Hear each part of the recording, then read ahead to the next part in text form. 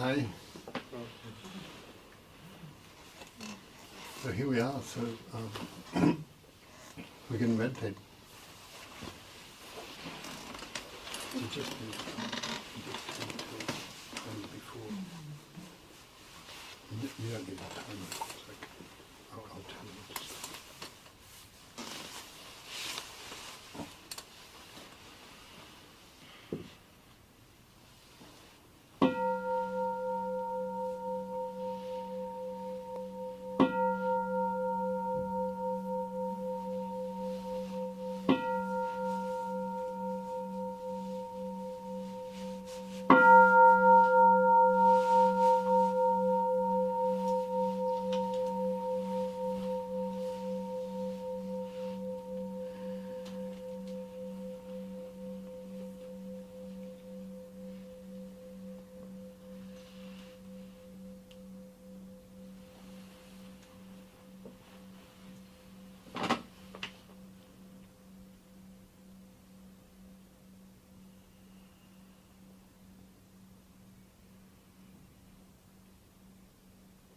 At the beginning of meditation, you can just notice what it is to be you, how it is to show up here, in this form, in this place, in this world.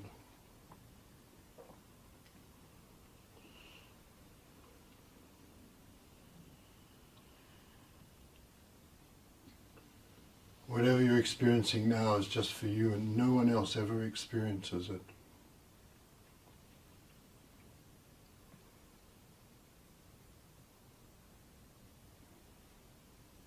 And so the koan tonight, someone asked, what is Buddha? And the teacher said, this very heart mind is Buddha.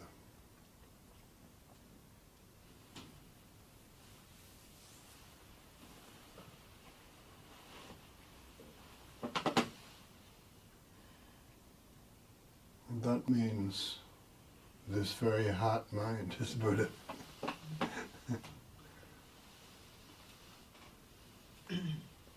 So just let that come to you without arguing with yourself or arguing with the koan or arguing with life, without trying to make yourself believe something. Just notice this very heart mind is Buddha. This heart mind.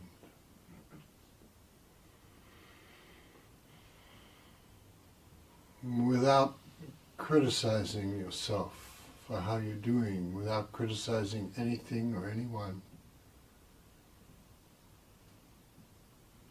Before we assess and judge, this very heart mind is here.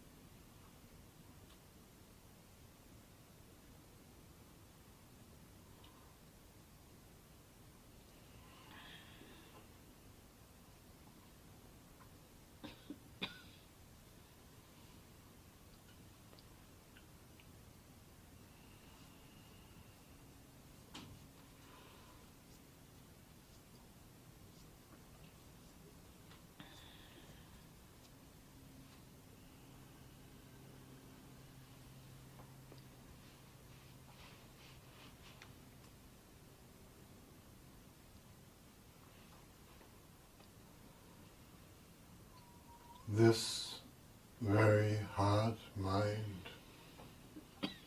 is Buddha.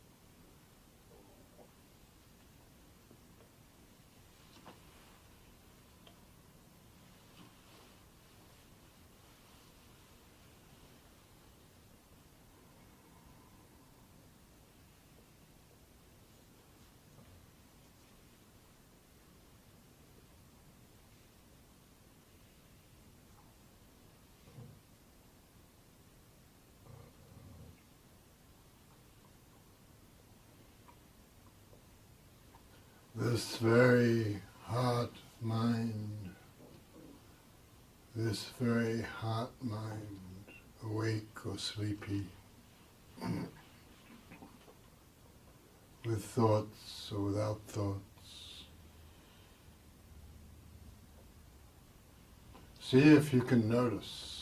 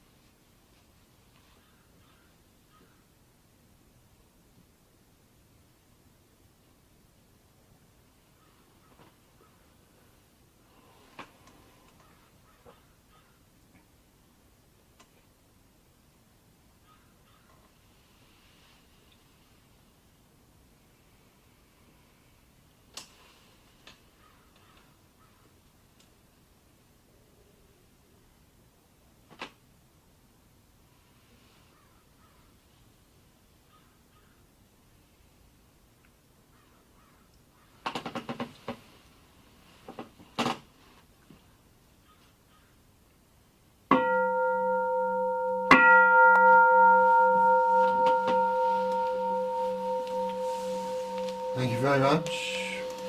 We'll have tea and then a talk.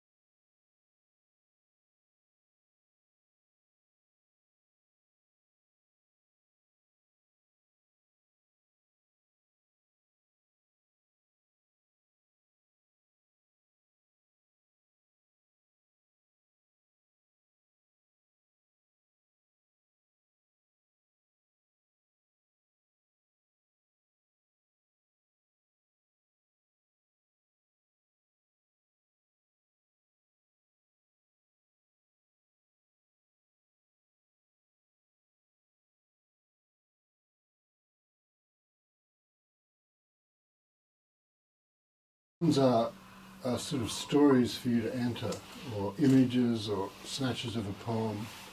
And the koans were invented when people thought that somehow your imagination was involved in your waking up. So you knew something that would touch the heart, and that you could sort of would change how you experience things.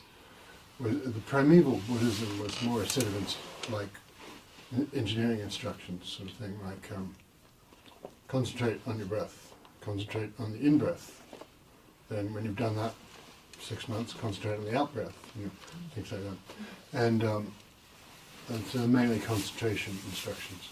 And but then when Buddhism came east, then it ran into poets and Taoists and healers and people who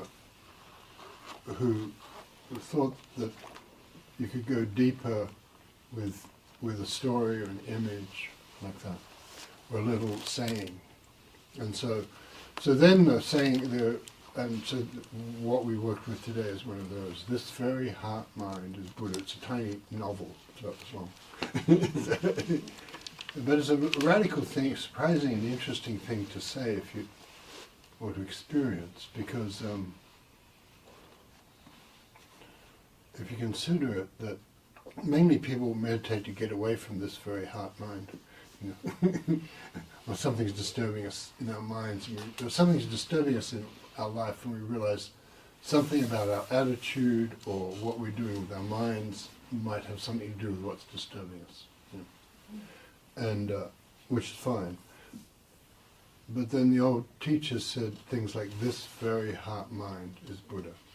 There's a really similar koan where a woman asked a teacher, what is Buddha? And the teacher said, the heart of the one who asks is Buddha. And she went away and meditated with that and became a famous teacher herself. But the heart of the one who asks. So, but if you think about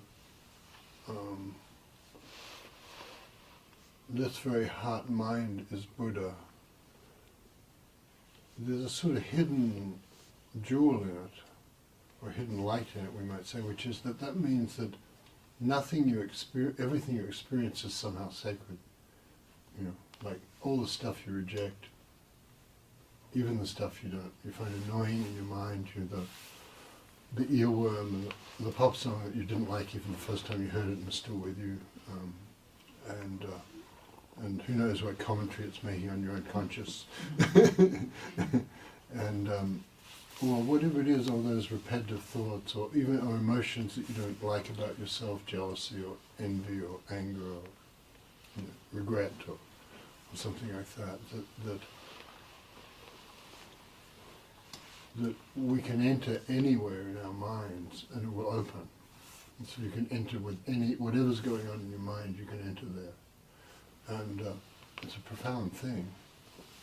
I was thinking, I have a friend who was having a hard time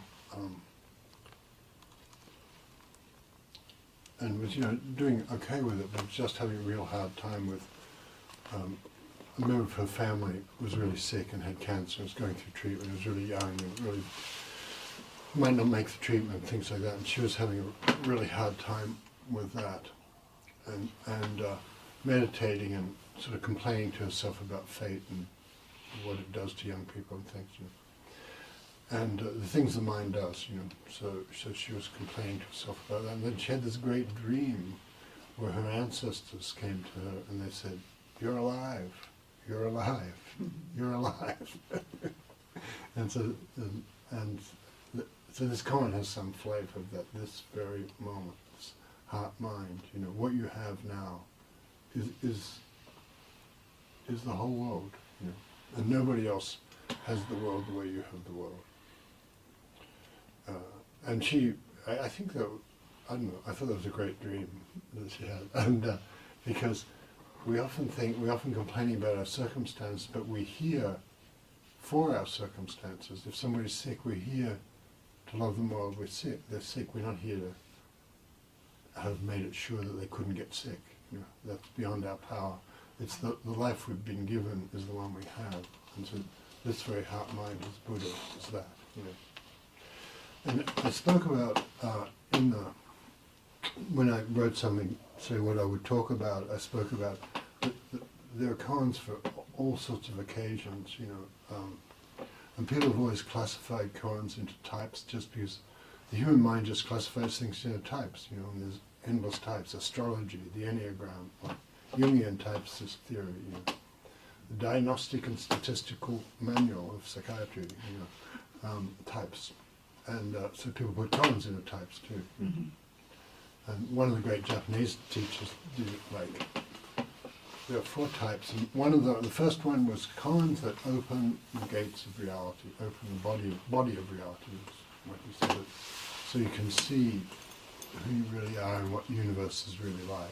And they were the koans that open the gates. And this koan I just gave you is in that category, where if you see through that, somehow your mind clears and opens, and you'll love your life. But then he had other categories, like koans that sort of sort out the tangle of words, and then koans that are just hard. That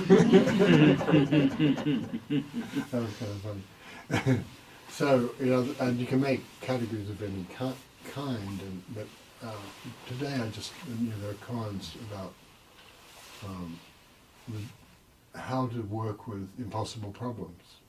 There are koans about death, you know, koans about desire, and whether it's really a problem. You know, spiritual people tend to think desire is a problem, but Zen takes it the other way, as desire is a gate. You know, so and things like that. But for today, I just want to stay with this one type that we have, where I suppose we could say the whole universe is in those few words: this heart, mind, Buddha. You know. This heart, mind, Buddha. And so whatever you're thinking and feeling, if you notice what you're thinking and feeling right now, like try noticing it, like just look what's going on in your body, what thoughts, what's your mood, you know, what's your attitude to your mood, do you approve of your mood, like that, you know. You notice, oh, is there anything wrong with that? Is there anything wrong with how I'm showing up right now? If you like, notice the mind is often criticizing things and saying, I should be feeling something different, or you know, other people should be different, or I should be, you know, take a number, any number. I should be different. And you notice that if the mind stops doing that and you just look at what's here, maybe you're okay. Maybe there's not anything wrong in this moment, and maybe you can feel that in whatever you're thinking and feeling. You notice in your body, and so whatever the future holds at this moment, you're here, you're alive, you're free, and there's a beauty in that, because it just this moment is the whole universe right now. So it fills, you know, it fills time and space, and that filling where time and space just opens. That's what this koan is meant for. You know, that you really let it into your heart and stop worrying about what it means, and stop worrying about what your life means, and really just let this saying fill you. Then there's a freedom. You'll taste the freedom of that. So that's this koan. This heart mind, this very heart mind, exactly this heart mind, not somebody else's heart mind in some other place where they're in a temple or in another culture. This heart mind, here and now, right? The one you have, yeah, with exactly the kind of person you are, with whatever you complain about yourself, that heart mind. Okay. So you can knock it off about the complaint. You can complain about yourself, and that's not a problem either. But you don't need to. You can see it's not helping. So yeah. So any how was it for you? What thoughts came up for you? Feelings?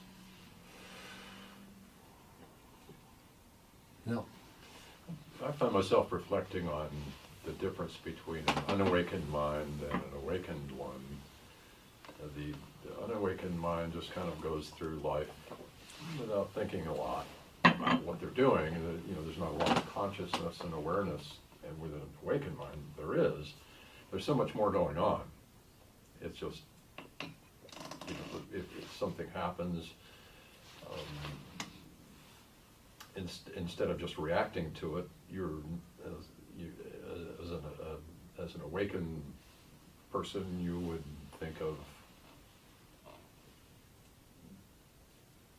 dimensions far above that. In other words, the things that.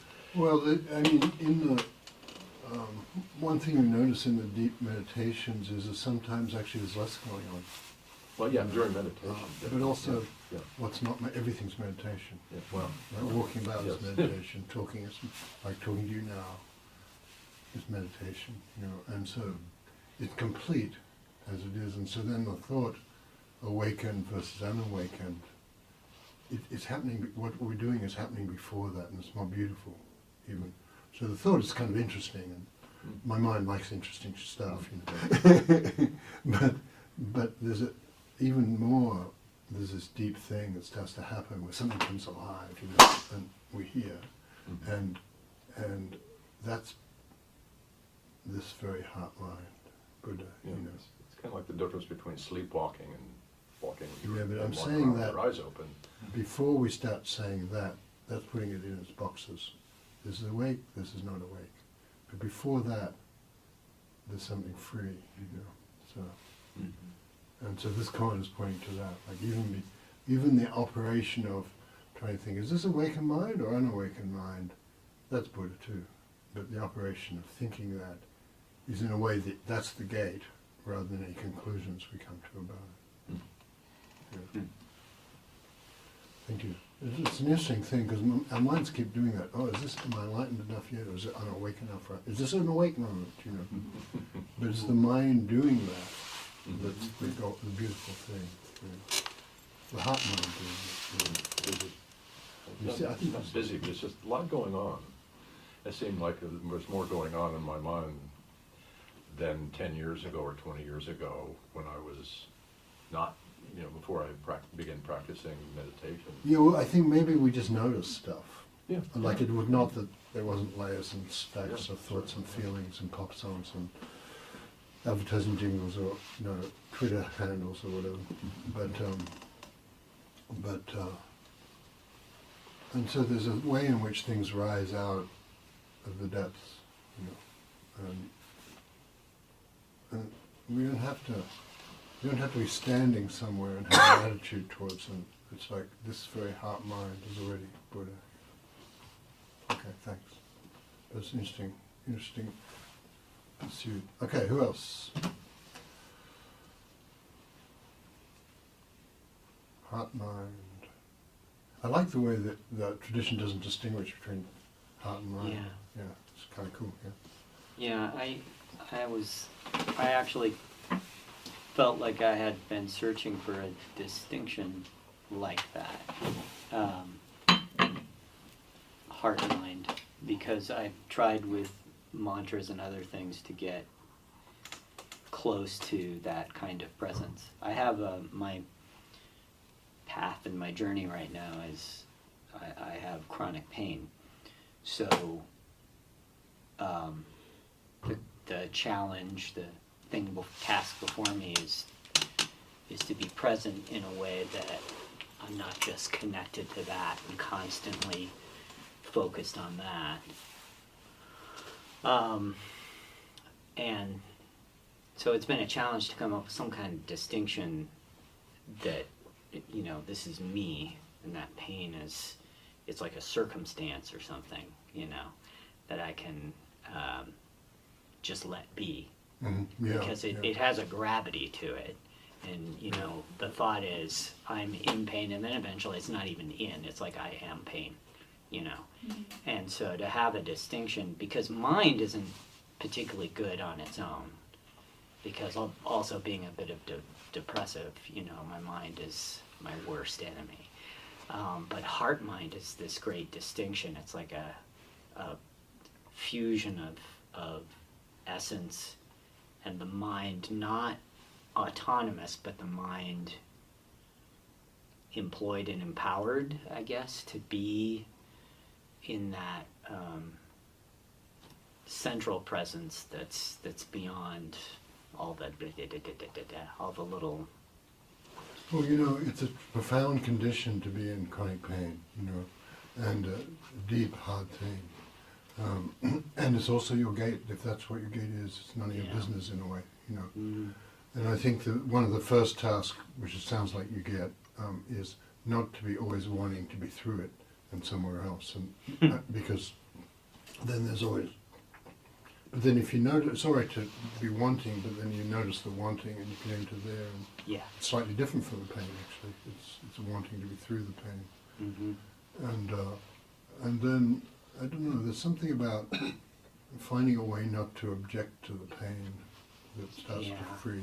Saying yes to what is what I've called it Yeah, sometimes. that would be a good way to put it. Yeah. And you can feel that in the koan tradition. Then there's an emptiness in everything, and so it's pain. And how my mind maps it as annoying, but it's not my business. So you know, and wants to get through it. You know, and then you probably find moments then in a meditation where pain is more acute or less acute, or you get distracted or spaced out or something. Then it's back. You know. As soon as you grab it, it should be gone, you know. So, but you know, having a lot of compassion also for your own body and conditions is helpful, I think, you know. But it's the old Zen thing of there's no fixed destination and no set time of arrival, so we can't planning on getting through. This is it. Yeah. Well, it's like planning on what will happen in the stock market or planning what will happen in any uncertainty field. Right. Yeah. I like the distinction you made about, I don't remember your exact wording, that what's going on in my mind or the map my mind is making is none of my business. Yeah. That's pretty liberating. They're just your thoughts. What's that got to do with you? Yeah. You can tell, oh right, I'm just having those thoughts that I was given years ago or something. Yeah. It's none of my mind business. doing that like, you know, stuff. I can even be annoyed about them, but it's still not my business. Yeah. Yeah. It's like, you didn't get a choice about it. So then then it's something kind of amusing. Oh, there's that again. Yeah. Thank you. Yeah, Thank good you. wishes with that. Who else? I noticed, so this happens to me during meditation where I'll enter a really peaceful feeling, sensation, and then I'll be like, oh, that's meditation, and then I'll suddenly start chewing on things again. I'm like, what? It's kind of funny. I overthink meditating. When you grasp, you get a piece of light or a piece of I'm like, oh. joy and whatever it is, that spreading quality, and then you grab it, right? Yeah, you can't grab and then it. you've got gravity. Well, you can. You do it all the time, right? Yeah. So good. So, and don't complain about, just notice the grabbing. Like, this heart mind too. Just let the heart mind, don't disapprove of the grabbing. And it will suddenly, you're back in freedom. Yeah. Because you're disapproving of the grabbing, I think, right now. And it's all right. It's none of your business. Right. Okay. Like the mind just does that, thinks, oh wow, something shiny, grab it. Oh, enlightenment.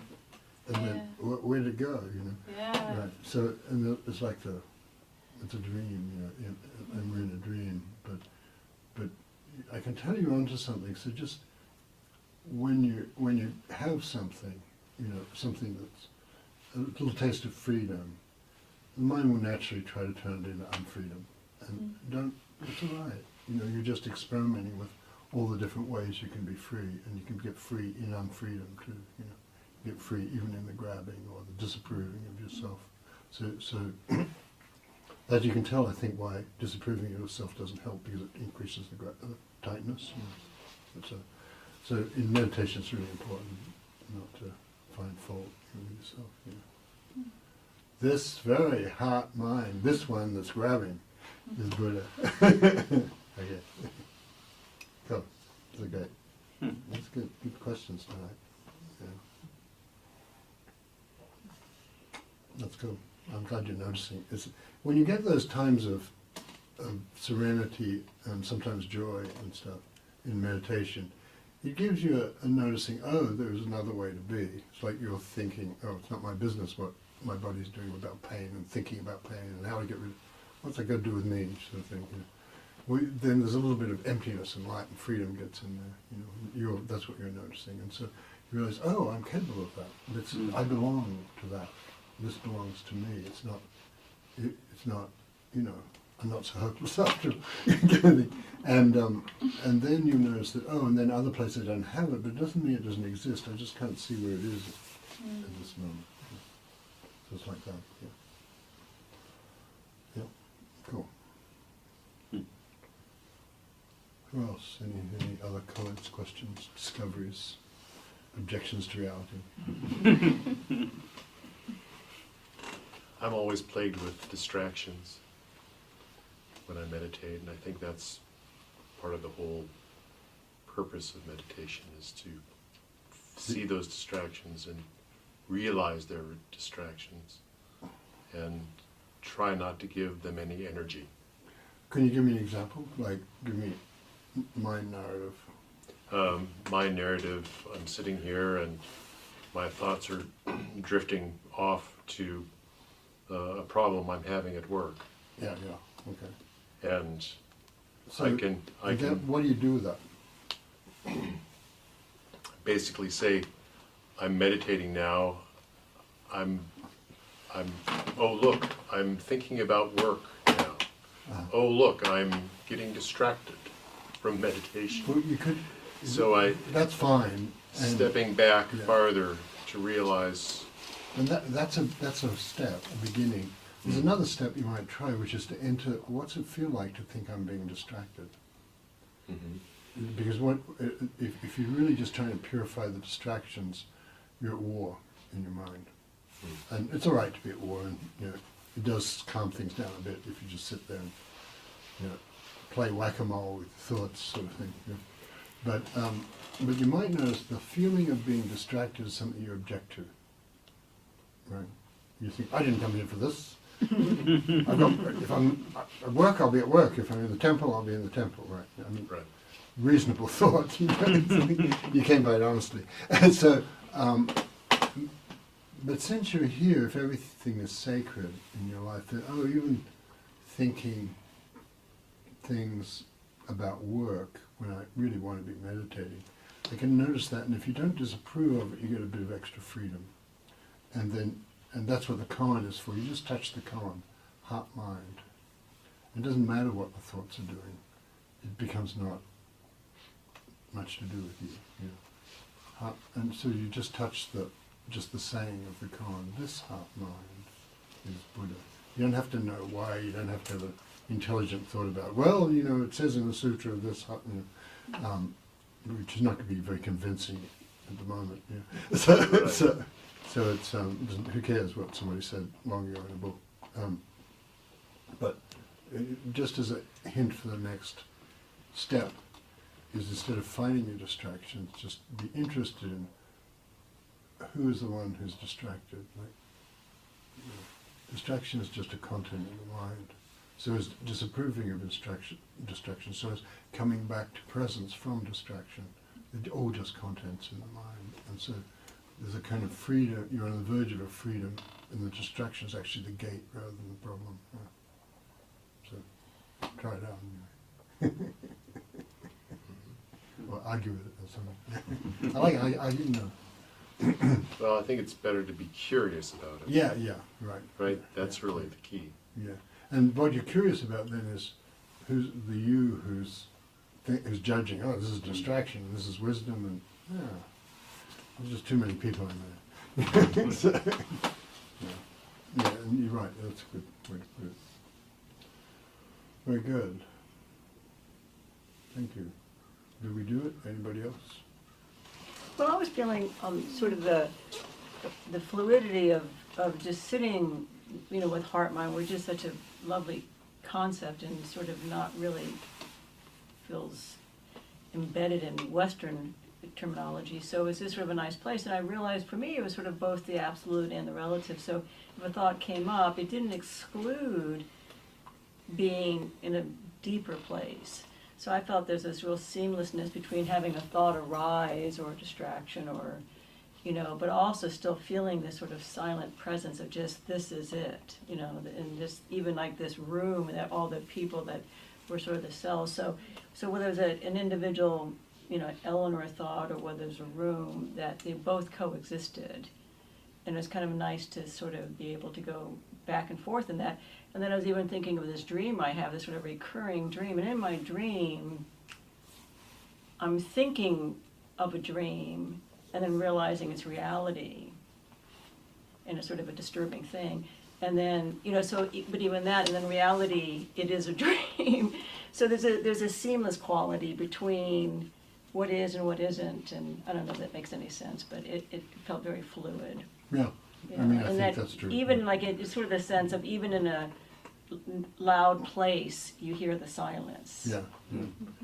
It's that kind of quality that they don't usually exclude each Yeah, other. so that's the deeper level you were talking about with your calm. When you're talking about your calm, you get to that place where even if it's noisy, it's calm. Yeah, so Even if it's distracted, it's present. right. Like that's what the question I'd have is for both of you. Is like, even if you're even distracted, is there not some peace there? Is there still not some solace there? And so it's kind of neat to feel that. There's an old Cohen line actually, but it's a line of some old Cohen song. It says, "In speech you hear its silence." Mm-hmm. Yeah. And you can feel it. Oh, it's that spaciousness and that depth and that beauty really is underneath everything. Yeah.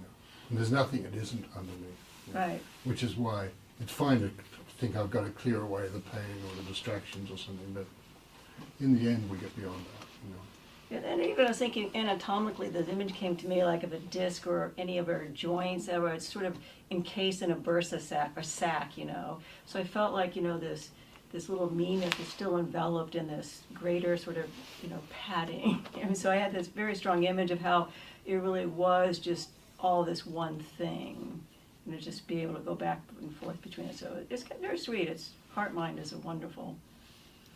So thank you. Very good, thank you. Yeah, heart mind. Heart mind. This is kind of a bit of a cliche in Zen, but the original character, the Chinese character, was the four-chambered heart. The old seal character had the four chambers of the heart, and then it got simplified. So you got to work to see the four chambers in the modern character, but that's what it is. So the word for mind is the same as the word for heart. And so that's why it's a common Zen name, like, somebody's this kind of heart mind, this kind of heart mind. Is it that way in Chinese too? Just Japanese? Yeah, it's the same in both Is it? languages, yeah. Because Japanese uses the Chinese character, yeah, kanji. And although the Japanese has other differences, but but not in this case. And it's sin versus shin. So, yeah, okay, I'm going to read you a poem about the infinity inside us all, in you, particularly you. So whatever you've got, be happy for it. Yeah. This is great Thomas Tranströmer, the Swedish poet. Romanesque arches.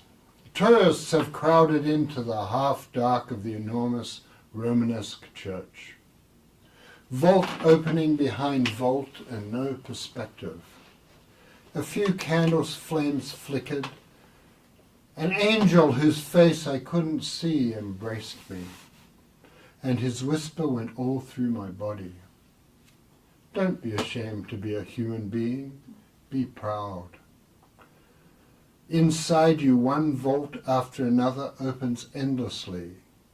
You'll never be complete, and that's as it should be. Tears blinded me as we were herded out into the fiercely sunlit piazza, together with Mr. and Mrs. Jones, her Tanaka, and Signora Sabatini. Within each of them, vault after vault opened endlessly. So, thank you. So announcements, Thursday lunchbox, Zen here, Sunday Rachel Boughton, I think Monday night, next Monday, probably Rachel too. There's some retreats coming up, look on the website, the pacificzen.org will tell you, and the Santa Rosa Creek Zen website has stuff too, so check it out. You can actually find stuff there. And we've got a lot of cool things via the website, talks and things like that. So, maybe let's do the 4 vows. You want to do the 4 vows? Or use this bell. Feel free. That's all right. That bell's too big and impressive for me. That's the Herman's bell.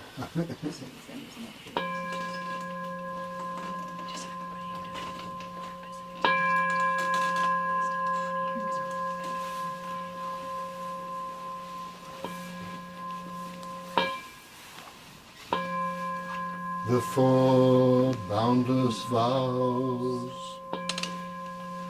I vow to wake all the beings of the world. If you know it, sing it. I vow to set endless heartache to rest. I vow to walk through every wisdom gate. I vow to live the great Buddha way. I vow to wake all the beings of the world. I vow to set endless heartache to rest. I vow to walk through every wisdom gate. I vow to live the great Buddha way. I vow to wake all the beings of the world. I vow to set endless heartache to rest. I vow to walk through every wisdom gate. I vow to live the great Buddha way. Thank you very much. This very heart mind is Buddha. My very heart mind. Thank you. Blessings to the journey. Oh, there's a donor box in the back if you want to support our work. We'll be deliriously grateful. Thank